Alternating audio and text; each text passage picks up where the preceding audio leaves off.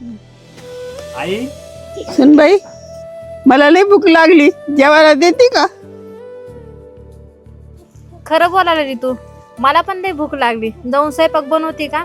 भैया काय खायचंय आज? दीदी मला पनीरची भाजी खायची. दररोज त्याच भाज्या खाऊन मला कंटाळा आलाय.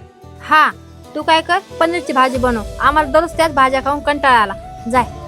तुला माहिती आहे ना, मला स्वयंपाक करता येत नाही, उभा राहता येत नाही जास्त. मला उभा राहून सनी माझे पाय दुखत येत आणि मला उभा राहिल्यास चक्कर येते.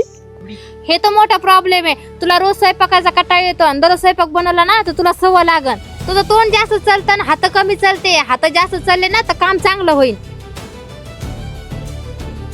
उभा राहून हातपाय दुखते आणि उभा राहून जेवण करताना चक्कर बरं येत नाही. जेवण बनवायचं, मी तुझ्यासाठी गोळ्या औषध आणते आणि तुझा मुलगा मला पैसे पाठवतो का? तेवढे तुझ्या गोळ्याने औषधातच चालले. तर तुझ्या मुलांना पैसे पाठवलेले का ते का मी खात नाही? तुझे सगळे गोळ्या औषध जाते. तर आलं का लक्षात?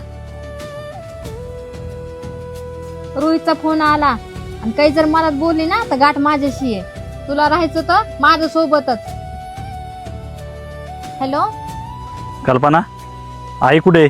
हा आहे ना, त्या आराम करतात. असं बरं, एक काम कर, आईचं माझं बोलणं करून दे बरं. हा, करून देते ना, बोल ना.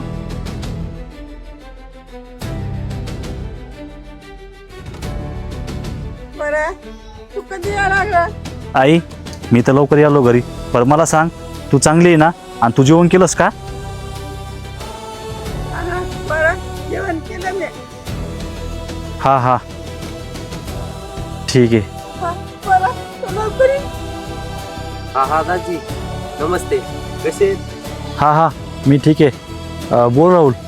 दाजी, मी हे सांगा लागलो, तुम्ही जेव्हा पैसे पाठवता का तेव्हा तुम्ही 1.5 लाख एक्स्ट्रा पाठवा. 1.5 लाख एक्स्ट्रा?